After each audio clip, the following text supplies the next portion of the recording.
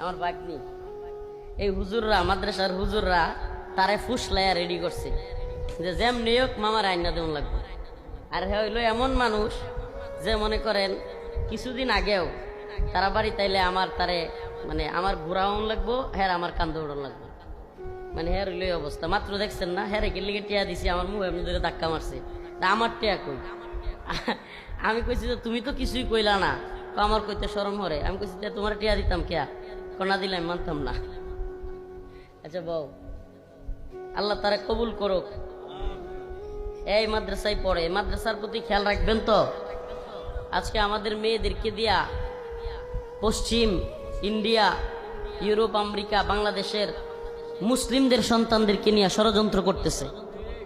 মুসলিম মেয়েদেরকে ফুটবল খেলায় লাগাইয়া দিচ্ছে। মামার কাছে ভাগ্নির আবদার তো থাকবেই। কি বলেন আপনারা? কমেন্টে জানান।